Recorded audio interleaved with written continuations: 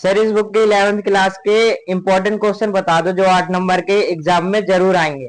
इसके yes sir.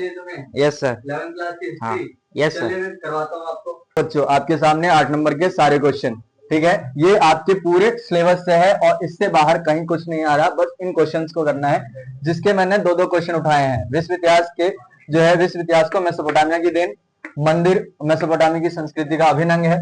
दूसरे chapter से विश्व कि भाई रोमन साम्राज्य जो है उसको उसकी देन क्या है। तीसरा जो है क्वेश्चन इसका कि भाई रोमन, अरे यार आगे पीछे हो जी बच्चों। 8 नंबर के मोस्ट इंपोर्टेंट क्वेश्चन जो आपके इस एग्जाम में आने ही वाले हैं, और ये है आपके पूरे सिलेबस के 7 चैप्टर के सभी इंपॉर्टेंट क्वेश्चन जो 8 नंबर के हैं। हर चैप्टर से मैंने 2 क्वेश्चन लिए हैं। चलिए देखते हैं। पहला चैप्टर है आपका लेखन कला और शहरी जीवन, इससे मैंने 2 क्वेश्चन लिए हैं। पहला क्वेश्चन है आपका विश्व इतिहास को मेसोपोटामिया जो है उसने क्या दिया है, विश्व इतिहास की मेसोपोटामिया की देन। कई बार ये इंपॉर्टेंट क्वेश्चन जो है रिपीट हुआ है। दूसरा क्वेश्चन है आपका मंदिर मेसोपोटामिया की संस्कृति का अभिन्न अंग था, है ना। ये क्वेश्चन भी बहुत इंपॉर्टेंट है और कई बार एग्जाम में रिपीटेड है। सेकंड चैप्टर से भी 2 क्वेश्चन उठाया मैंने।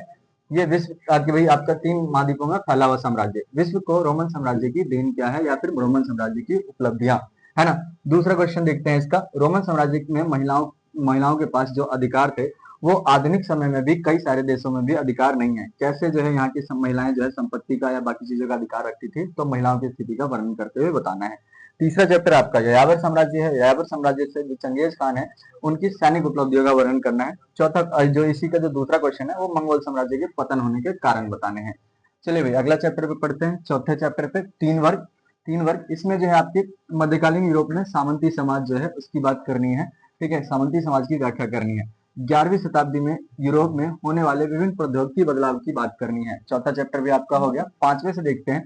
5वां जो है आपका बदलती हुई सांस्कृतिक परंपराएं। इसमें सबसे पहला क्वेश्चन है कि भाई इटली में ही पुनर्जागरण क्यों आया था, इसके पीछे क्या कारण थे। अगला क्वेश्चन है आपका, ये भी आपके 5वें चैप्टर से है। ईसाई धर्म के अंतर्गत जो वाद विवाद हुए थे उसके कारण जो है क्या परिणाम निकले, ठीक है। छठा चैप्टर है आपका मूल निवासियों का विस्थापन। मूल निवासियों के विस्थापन में जो सबसे पहला रहता है आपका कि अमेरिका तथा ऑस्ट्रेलिया जो मूल निवासी है उनका जो है इतिहास का वर्णन करना है।